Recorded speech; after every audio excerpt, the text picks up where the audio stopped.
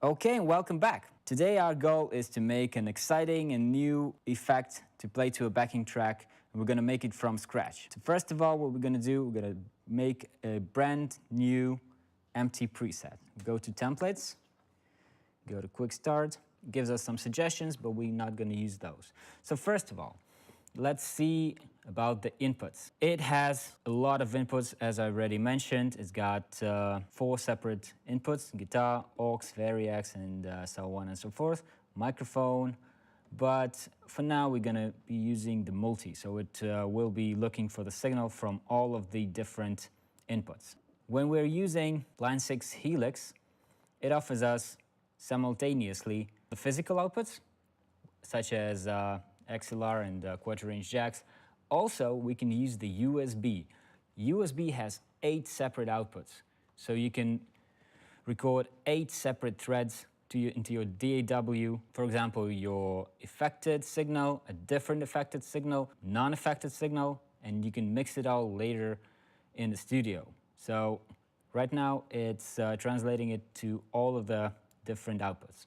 So we're going to choose that. So what we need to do is just find a spot or a slot in which to insert a plugin, choose a plugin and insert it.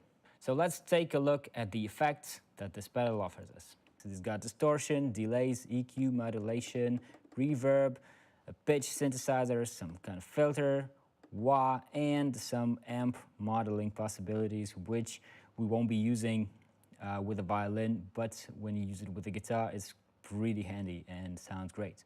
But we're going to be modeling a particular sound with violin, taking into consideration the violin's sonic qualities. So we won't be probably using a lot of distortions or cabinets, but we will be using EQ. And let's start with that. We'll be using a low cut and high cut as a filter. So let's do a low cut at about 100 Hertz. I'm pretty sure we're not going to be needing those with a violin, as it doesn't go this low. The high cut we'll leave as it is, and the level will be just 0. Next, we will be using a noise gate. So right now we're using a electric violin, so this will need some heavy gating. We go to Dynamics, Mono, and a noise gate. Let's bypass all the rest so we can hear the signal.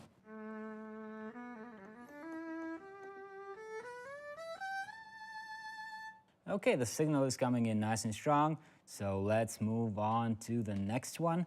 Next, we will need some compression. Okay, with the violin, we need to be really subtle, because if we compress the hell out of it, it's gonna sound unnatural, and this is something we would like to avoid. Let's go with Deluxe Comp, because it has a separate attack and release possibilities. So we'll set the threshold, the ratio for violin. I would recommend around 4:1. And the attack must be pretty fast, so to capture the subtleties of the violin's attack. The release we can leave at about 200 milliseconds. The good part is that we can mix the compressed signal with the uncompressed signal, making a blend of it. So let's take a listen to what we've got.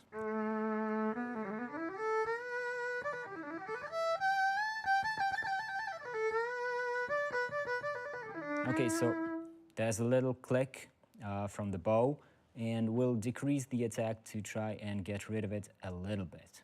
Also, we'll mix the compressed signal a little bit more. So now the next thing we would like to do is put the violin in a space, which we will do with a reverb.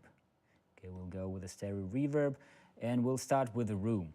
So it will be really, really small. So we'll just cut the lows, cut the highs a little bit, and we'll start mixing it in as we play.